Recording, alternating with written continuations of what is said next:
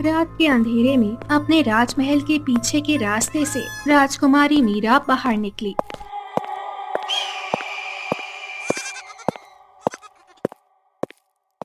और किसी नदी के किनारे पहुंच गई। चांदनी रात की वजह से राजकुमारी मीरा और वो नदी बिल्कुल चांदी की तरह चमक रही थी। तभी राजकुमारी मीरा ने नदी की तरफ देखते हुए किसी को आवाज दी। कहाँ हो मेरी दोस्त? मैं तुमसे मिलने आई हूँ। जल्दी से आ जाओ मेरी दोस्त, वरना कोई आ जाएगा। इतने में नदी के अंदर से एक जलपरी बाहर निकली और राजकुमारी मीरा के पास आ गई। जलपरी, तुमने आने में आज इतनी देर क्यों कर दी?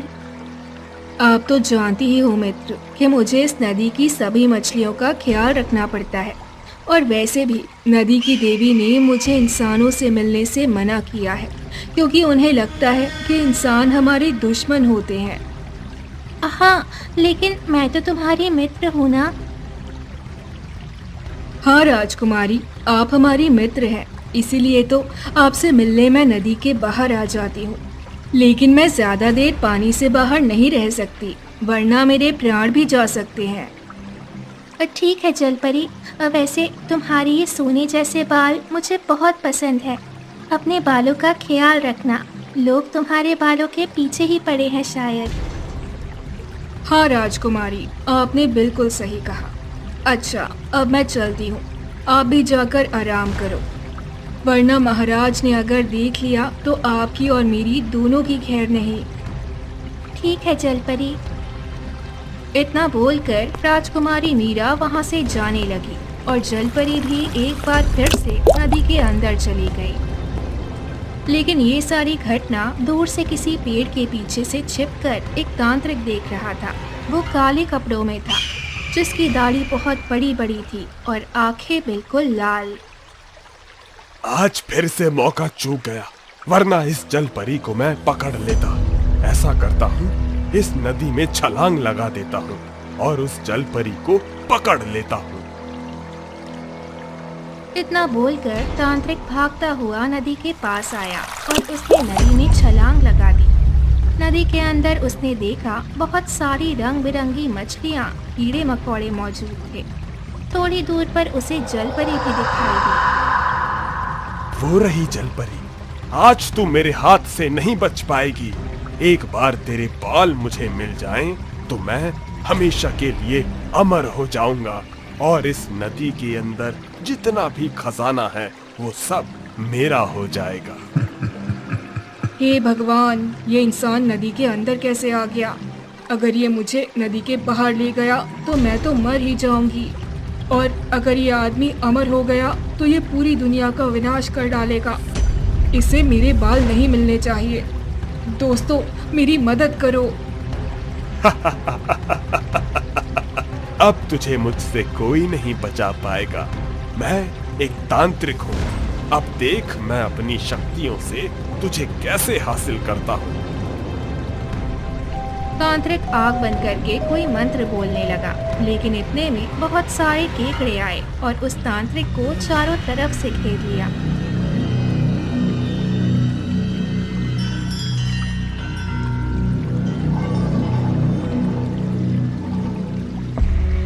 थोड़ी ही देर में सारे केकड़े तांत्रिक के पूरे शरीर पर चिपक गए और उसे जोर जोर से काटने लगे, जिससे तांत्रिक की आँख खुल गई और वो जोर जोर से चिल्लाने लगा। बचाओ बचाओ, ये केकड़े तो मुझे खत्म कर देंगे। मुझे अभी यहाँ से निकलना होगा। तांत्रिक किसी तरह उनसे पीछा छुड़ाकर नदी से बाहर निकला और जंगल की तरफ भाग गया। इधर सारे केकड़े फिर से नदी के अंदर चले गए और जलपरी से बोले, आप सबका बहुत बहुत धन्यवाद। आप सब ही मेरे भाई बहनों जैसे हो। वहीं दूसरी तरफ किसी जंगल में 3 चुड़ैलें पेड़ में उल्टा लटकी हुई थी, बिल्कुल चमगादड़ की तरह, और आपस में बातें कर रही थी। कब तक हम यहाँ चुड़ैल बनकर जंगलों में भटकते रहेंगे? आजकल तो इंसान भी हमसे नहीं डरते। सबसे पहले हम आराम से बैठ जाते हैं, उसके बाद बात करते हैं। ऐसे उल्टा लटकना मुझे अच्छा नहीं लगता। हाँ, ये सही कहा। लगता है ये चुड़ैल हमें कोई जरूरी बात बताना चाहती है। चलो सब लोग सीधे हो जाओ, नीचे जमीन पर बैठकर बात करते हैं। इतने में तीनों चुड़ैलें जमीन पर आराम से इंसानों की तरह बैठ गई और आपस में बातें करने लगी। देखो, सबसे पहले हमें उस जलपरी को पकड़ना होगा। अगर वो हमारे कब्जे में आ गई तो हम हमेशा के लिए अमर हो जाएंगे। फिर हमारा कोई कुछ नहीं बिगाड़ पाएगा। फिर वो चाहे कोई बहुत बड़ा तांत्रिक हो या कोई अखोरी बाबा, अमर हो जाने के बाद हम इस दुनिया पर राज करेंगे। जो भी हमें पसंद होगा उठा लेंगे। कोई हमें रोकने टोकने वाला नहीं होगा। देखो, सबसे पहली बात, हम उस जलपरी को पकड़ने की बहुत कोशिश कर चुके हैं, लेकिन अभी तक नहीं पकड़ पाए, क्योंकि ना हम नदी के अंदर जा सकते हैं और ना ही वो जलपरी नदी से बाहर आ सकती है। तो हम उसे पकड़ेंगे कैसे? तुमने मछलियों का नाम तो सुना ही होगा। मछली ना ही जल के बाहर आ सकती है और ना ही इंसान मछलियों के पास नदी के अंदर जा सकता है। फिर भी इंसान मछलियों को पकड़ ही लेता है। वैसे ही हम उस जलपरी को पकड़ लेंगे। तर्क के हिसाब से तुम्हारी बात बिल्कुल सही है चुड़ैल आंटी, लेकिन वो जलपरी है, कोई मछली नहीं है कि हम उसे चाल डालकर पकड़ लें। आंटी होंगी तुम्हारी अम्मा। मुझे पता है हम कोई साधारण जाल डालकर उस जलपरी को नहीं पकड़ सकते। इसके लिए हमें कुछ चमत्कारी लोगों की जरूरत होगी। इस जंगल में एक बहुत बड़ा तांत्रिक रहता है। चलो उससे मदद लेते हैं। हम उसको थोड़ा सा लालच दे देंगे और वो हमारी बात मान जाएगा, क्योंकि इंसान तो वैसे भी एक नंबर के लालची होते हैं। हाँ, तो चलो फिर, देर किस बात की। तीनों चुड़ैलें उसी तांत्रिक की कुटिया में पहुंच गई, जो अभी थोड़ी देर पहले जलपरी को पकड़ने गया था। उन चुड़ैलों को देखकर तांत्रिक ने बोला, मैंने तो अभी किसी भी चुड़ैल को नहीं बुलाया। तुम तीनों यहाँ पर कैसे? देखो तांत्रिक, यहाँ से थोड़ी दूर एक नदी में एक जलपरी रहती है। वो हमारी दुश्मन है, इसीलिए हम उसे पकड़ना चाहते हैं, लेकिन चाहकर भी हम उसे पकड़ नहीं सकते। एक बार आप हमारी उस जलपरी को पकड़ने में मदद कीजिए, फिर हम उस नदी के अंदर रखा सारा खजाना, जैसे सोना चांदी, सारा कुछ आपको लाकर दे देंगे। तभी तांत्रिक मन ही मन सोचने लगा, इसका मतलब इन तीनों चुड़ैलों को भी वो जलपरी चाहिए जो जलपरी मुझे चाहिए थी। मैं तो उस जलपरी को पकड़ ना सका, पर इन चुड़ैलों की मदद से मैं उसे पकड़ सकता हूँ। क्या सोचने लगे तांत्रिक? अगर आपसे ना हो पाए तो हम किसी दूसरे तांत्रिक के पास जाते हैं। ठीक है, मैं तुम्हारी मदद करूंगा, लेकिन उस जलपरी के बाल मुझे चाहिए। वो तो तुम्हारी दुश्मन है ना, तुम्हें उससे बदला लेना है, तो तुम लोग उसे मार देना, लेकिन उससे पहले उसके बाल मुझे दे देना।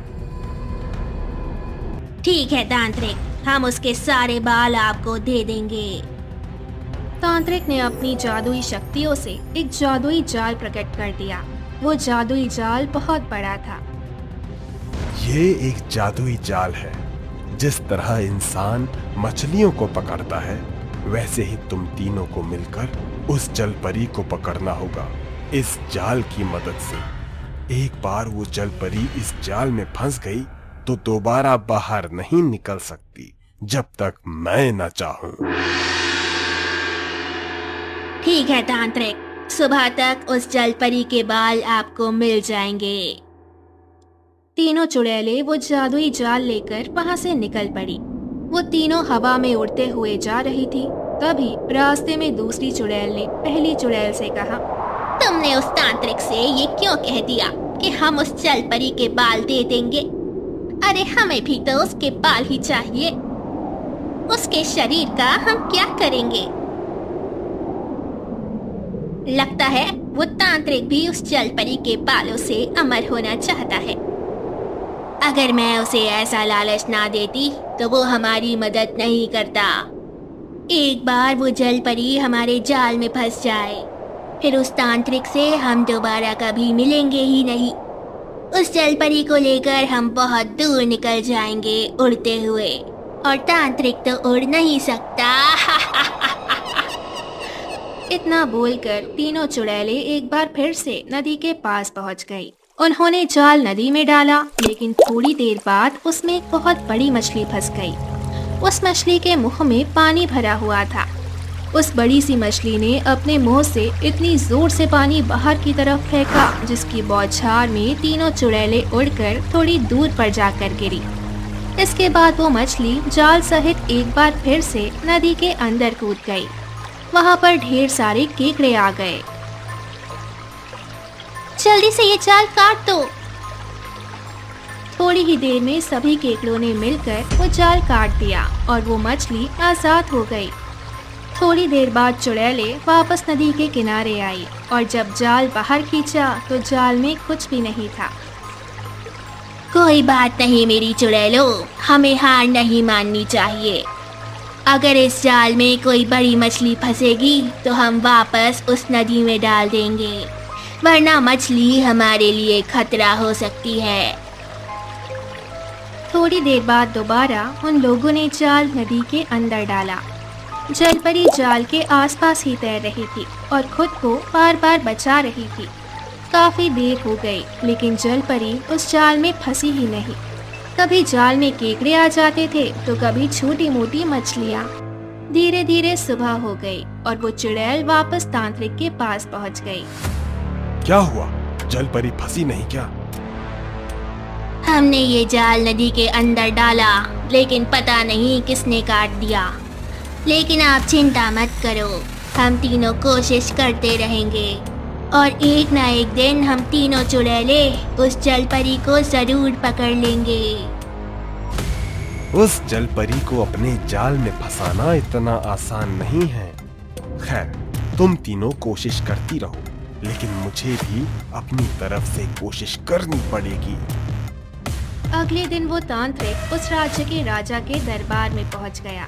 वहां पर सेनापति और मंत्री दोनों मौजूद थे। क्या हुआ बाबा? कोई समस्या आन पड़ी क्या? महाराज, समस्या मुझे नहीं, समस्या इस राज्य को आ सकती है। समस्या आपको हो सकती है, समस्या आपकी पुत्री को हो सकती है।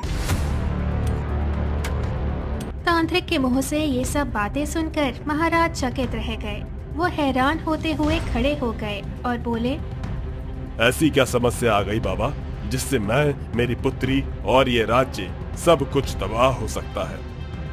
महाराज, इस राज्य से होकर जो नदी गुजरती है, उस नदी के अंदर एक मायावी जलपरी रहती है। नदी के अंदर मौजूद सारा खजाना वो चुरा लेना चाहती है और दूसरे राज्य के राजा को दे देना चाहती है। और सिर्फ इतना ही नहीं, आपकी पुत्री यानी राजकुमारी मीरा ने उस जलपरी से मित्रता कर ली है। उस जलपरी ने आपकी पुत्री को झांसे में ले लिया है, और भी ना जाने क्या क्या करने वाली है वो जलपरी इस राज्य में। ये आप क्या कह रहे हो बाबा? भला राजकुमारी मीरा एक जलपरी से मित्रता कैसे कर सकती है?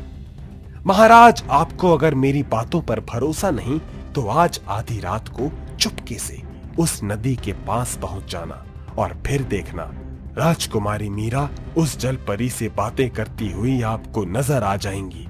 अगर मेरी बात सच निकले तो आप सीधा मेरी कुटिया आ जाइएगा, फिर मैं आपको बताता हूँ कि आगे क्या करना है। इतना बोलकर तांत्रिक वहां से चला गया। इधर महाराज को अब कुछ भी समझ में नहीं आ रहा था। तभी मंत्री जी बोले, महाराज, राजकुमारी इतनी भोली तो नहीं है कि कोई भी उन्हें बहला फुसला सके, लेकिन फिर भी अगर इस तांत्रिक बाबा ने ऐसा बोला है तो आज रात हम दोनों चुपके से देखेंगे कि आखिर उस नदी के किनारे राजकुमारी जाती है या नहीं। सही कह रहे हो मंत्री, हमें सच्चाई का पता तो लगाना ही होगा। आधी रात को महाराज अपने मंत्री जी के साथ उसी नदी के पास किसी पेड़ के पीछे छिपकर बैठ गए। मंत्री जी, आधी रात हो गई, अभी तक राजकुमारी नहीं आई। मुझे लगता है जरूर बाबा को कोई भ्रम हुआ होगा। महाराज, वो देखिए, राजकुमारी आ गई। राजकुमारी मीरा चुपचाप जाकर नदी के किनारे बैठ गई और जलपरी को आवाज लगाने लगी। कहाँ हो मेरी मित्र जलपरी? देखो मैं आ गई। थोड़ी ही देर में जलपरी भी नदी के किनारे आ गई और राजकुमारी मीरा से बात करने लगी। ये देखकर महाराज और मंत्री जी चकित रह गए। मंत्री जी, इसका मतलब बाबा की सारी बातें सही है। इस जलपरी ने हमारी राजकुमारी को अपने झांसे में फंसा लिया है। हाँ महाराज, लगता तो कुछ ऐसा ही है। मीरा, तुम सबसे छुपकर मुझसे मिलने आती हो। अगर तुम्हारे पिताश्री ने देख लिया तो वो नाराज होंगे। वो तुमसे कई तरह के सवाल पूछेंगे। नहीं जलपरी, मेरे पिताश्री बहुत अच्छे हैं और बहुत समझदार भी। आखिर जलपरी से मित्रता करने में क्या बुराई है? इतने में वहाँ पर महाराज और मंत्री जी भी पहुँच गए। उन्हें वहाँ पर इस तरह देखकर राजकुमारी मीरा और जलपरी चकित रह गए। राजकुमारी, ये जलपरी तुम्हारी कोई मित्र नहीं बल्कि तुम्हारे साथ छलावा कर रही है। पिताश्री, आप गलत समझ रहे हैं। ये जलपरी तो हमारे राज्य की और इस नदी की सुरक्षा करती है। इस नदी में जितने जीव जंतु हैं सभी की सुरक्षा करती है। और सिर्फ इतना ही नहीं, इस नदी के अंदर बहुत सारा खजाना है। उन सब की रक्षा के लिए इस नदी की देवी ने जलपरी को यहाँ पर रखा हुआ है। हाँ महाराज, राजकुमारी मीरा बिल्कुल सही कह रही है। मुझे मीरा का स्वभाव बहुत पसंद आया, इसीलिए मैंने इनसे मित्रता कर ली। हालांकि नदी की देवी ने तो मुझे मना किया है इंसानों से बात तक करने के लिए, क्योंकि जल के अंदर रहने वाले जीवों के लिए इंसान दुश्मन होते हैं उनकी नज़र में। और हमारी नजर में तुम दुश्मन हो, क्योंकि तुमने झांसे में फंसा लिया है मेरी पुत्री को। चलो पुत्री, घर चलो।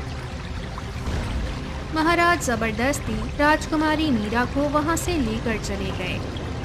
इधर जलपरी एक बार फिर से नदी के अंदर चली गई। दूर से तांत्रिक बाबा ये सब देख रहा था। अब आएगा मजा। अब इस राजा के जरिए मैं इस जलपरी को अपने कब्जे में कर लूंगा और फिर मैं अमर हो जाऊंगा। वो चुड़ैलें तो कुछ नहीं कर पाई, पर मेरी बुद्धि सब कुछ कर लेगी। इतना बोलकर तांत्रिक वहां से जाने लगा, लेकिन आसमान में उड़ रही तीनों चुड़ैलों ने उसकी सारी बातें सुन ली। ये तांत्रिक अपने आप को कुछ ज्यादा ही बुद्धिमान समझता है। ये जलपरी को हासिल करके खुद अमर हो जाना चाहता है और लोगों पर राज करना चाहता है, लेकिन उससे पहले हमें ही जलपरी को पकड़ना होगा। हाँ, हमारे पास अभी भी वो जाल है।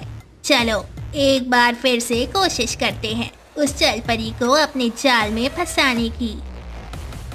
तांत्रिक वहां से चला गया। उसके बाद तीनों चुड़ैले नदी के किनारे आ गई और वो बड़ा सा जादुई जाल नदी में फेंक दिया। पहली बार में उसमें ढेर सारी मछलियां आ गई, तो उन्होंने फिर से जाल नदी में डाल दिया। दोबारा एक बड़ी मछली फंसी, फिर से उन्होंने वापस नदी में जाल डाल दिया।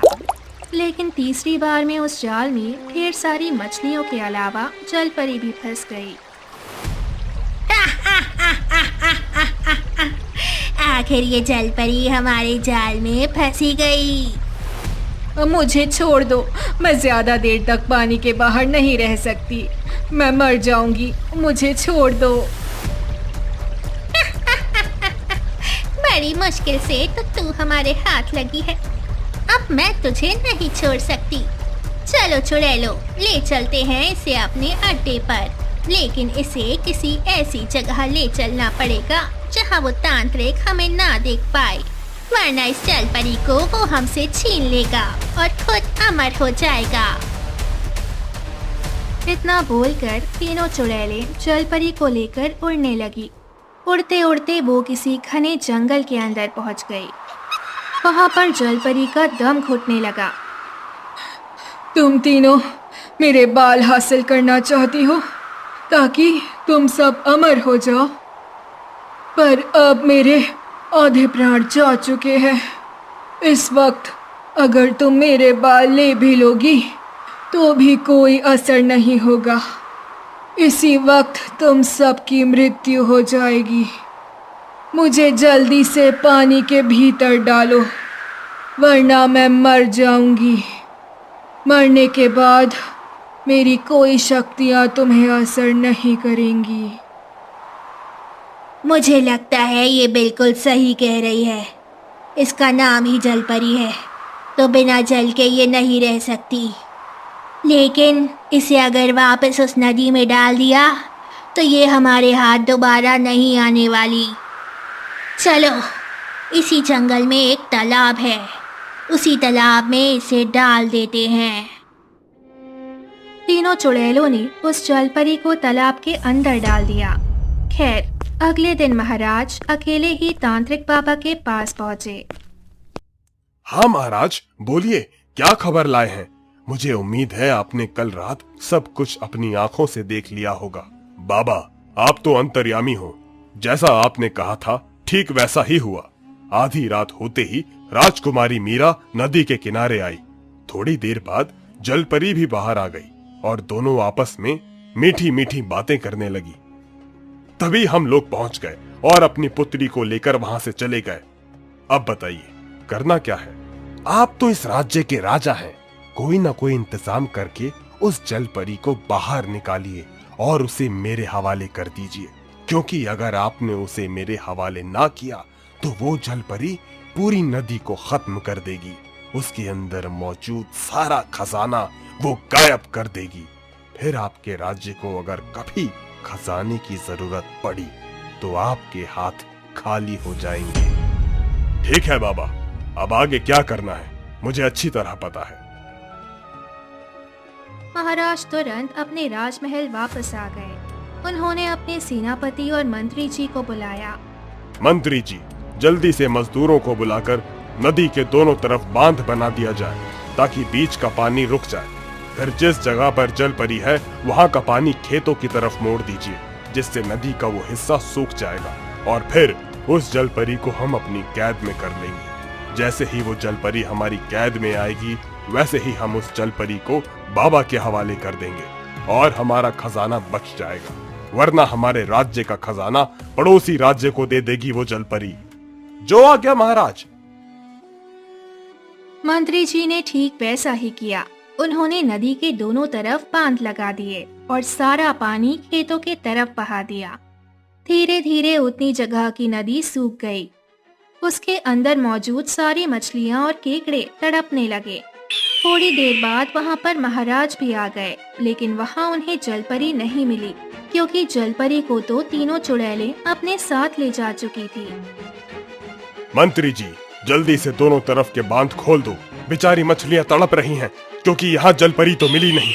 लगता है हमें धोखा देकर यहाँ से रातों रात कहीं चली गई वो। हाँ महाराज, आपने बिल्कुल सही कहा।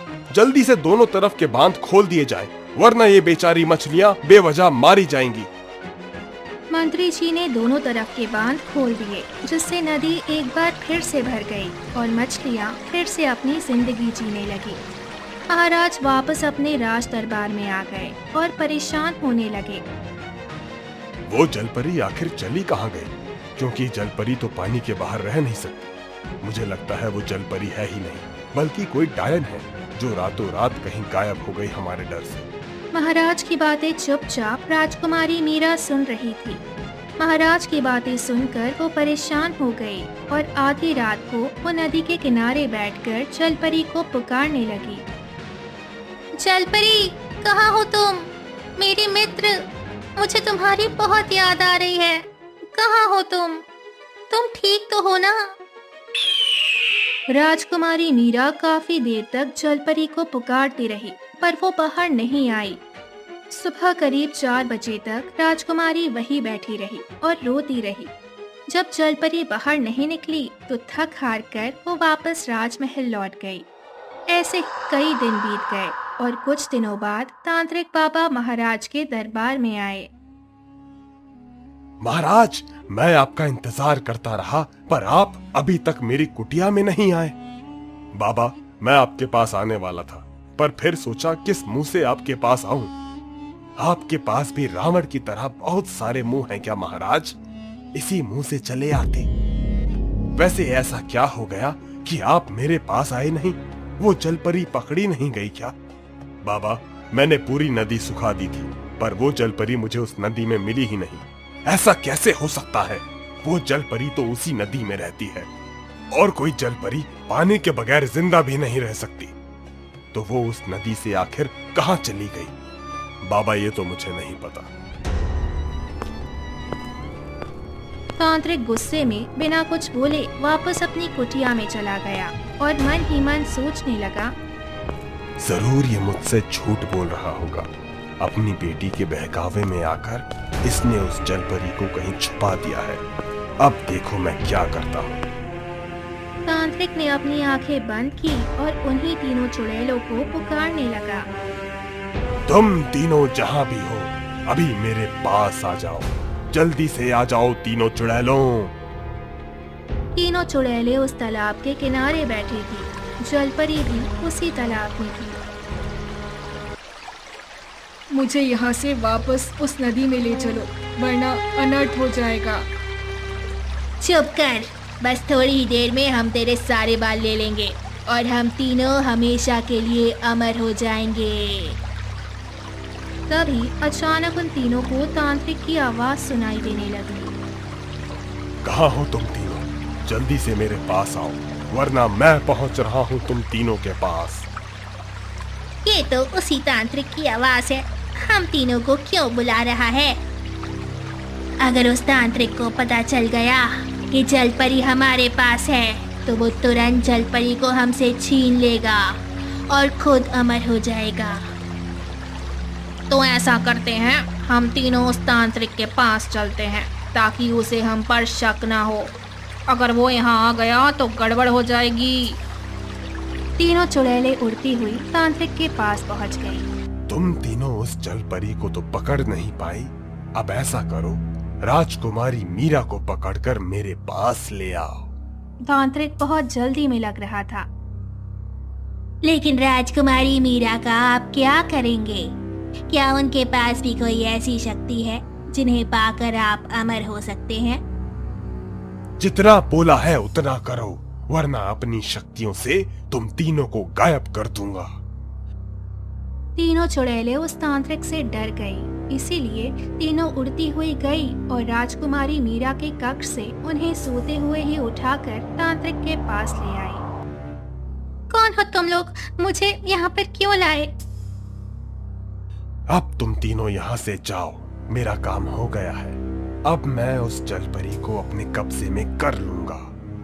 तीनों चुड़ैलें वहाँ से उड़ गई। रास्ते में तीनों आपस में मजाक उड़ाने लगी उस तांत्रिक का। ये तांत्रिक भी ना कितना बेवकूफ है। इसको पता ही नहीं कि जिस जलपरी को पाने के लिए इसने राजकुमारी मीरा को अगवा किया है, वो तो हमारे पास है। अब चलो जलपरी के पास चलते हैं और अमर हो जाते हैं, क्योंकि अब तक उसके अंदर पूरे प्राण आ चुके होंगे। बिल्कुल सही कह रही हो तुम, चलो चलते हैं।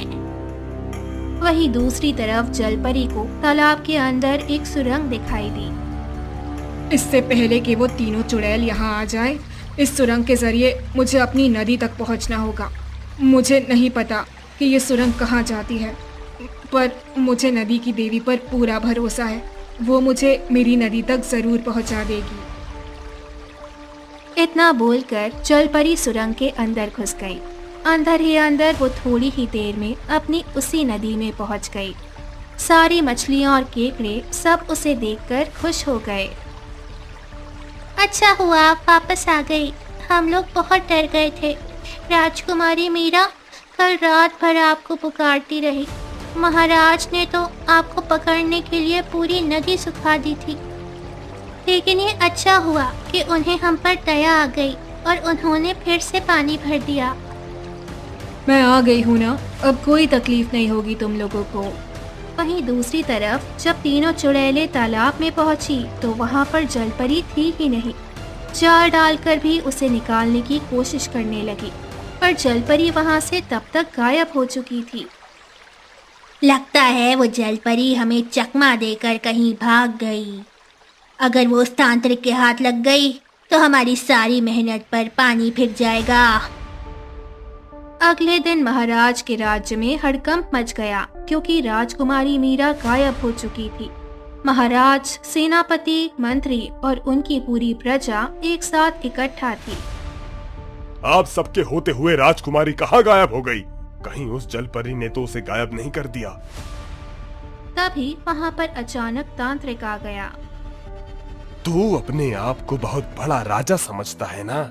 मुझे पता है उस जलपरी को तूने अपने पास कैद कर रखा है और तुम्हारी राजकुमारी मेरे कब्जे में है। उस जलपरी को मेरे हवाले कर दो, मैं तुम्हारी राजकुमारी को तुम्हारे हवाले कर दूंगा। ये सुनकर सभी को बहुत क्रोध आया। सबसे ज्यादा क्रोध सेनापति को आया। महाराज, आप आज्ञा दो, मैं इस तांत्रिक को अभी खत्म कर देता हूँ। नहीं सेनापति, हमें संयम से काम लेना होगा। ये तांत्रिक लोग बड़े खतरनाक होते हैं। अभी हमारी पुत्री इसके कब्जे में है।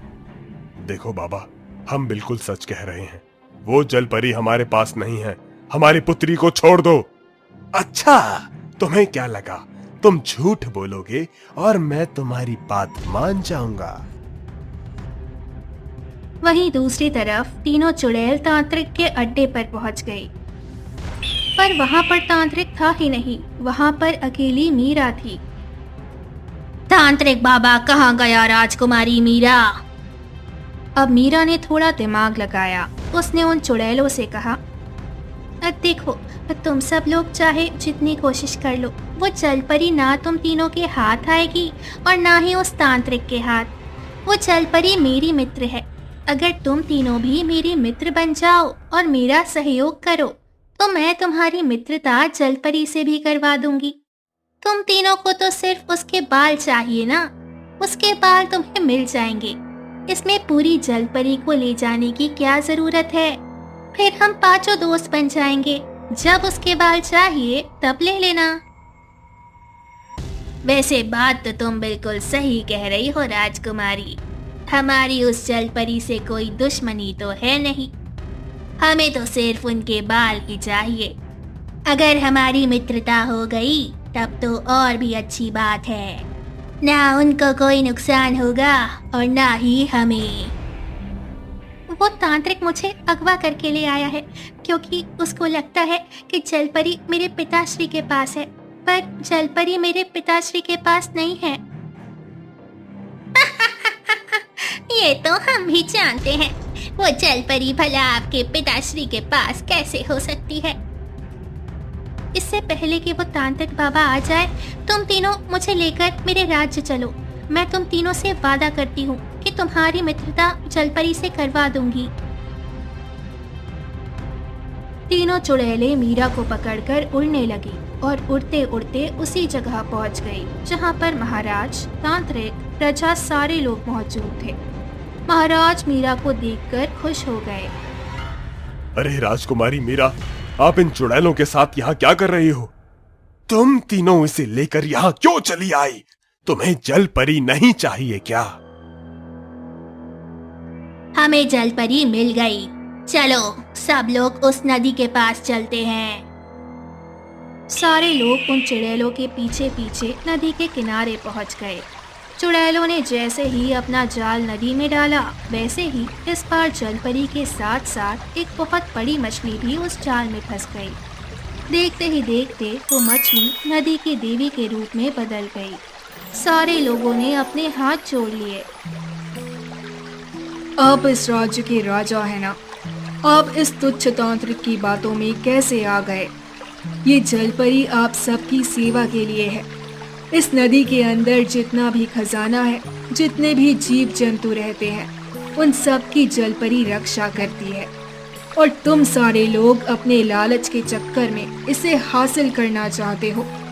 ये तीनों चुड़ैलें और ये तांत्रिक बाबा जलपरी को इसीलिए हासिल करना चाहते हैं ताकि इसके बालों के जरिए अमर हो सके, लेकिन अमर होना असंभव है। सैनिकों ने तांत्रिक को पकड़ लिया। तभी जलपरी ने उन तीनों चुड़ैलों से कहा, तुम तीनों चुड़ैल हो, सोचो अगर तुम तीनों अमर हो गई तो हमेशा के लिए चुड़ैल ही बनी रहोगी। ना ही तुम्हें स्वर्ग मिलेगा, ना ही नरक, ना ही कभी इंसान के रूप में जन्म ले पाओगी। क्या तुम हमेशा के लिए चुड़ैल बनी रहना चाहती हो? बदलाव प्रकृति का नियम है और अमरता प्राप्त करना कुदरत की खिलाफत करना होगा। कहो तो मैं तुम तीनों को अमर कर देती हूँ। नहीं नहीं जलपरी, हम अमर नहीं होना चाहते। हम तो बस राजकुमारी मीरा की तरह अब आपसे मित्रता करना चाहते हैं। उस दिन के बाद मीरा के साथ साथ वो तीनों चुड़ैलें भी जलपरी की मित्र बन गई। अब महाराज और बाकी लोग भी अक्सर उस जलपरी से मिलने आते रहते थे, क्योंकि अब सारी प्रजा जलपरी की मित्र बन चुकी थी। उस दिन के बाद गांव में कोई समस्या नहीं हुई और सारे लोग खुशी खुशी रहने लगे। चुड़ैलों ने अपना वो जादुई जाल आग में जलाकर राख कर दिया।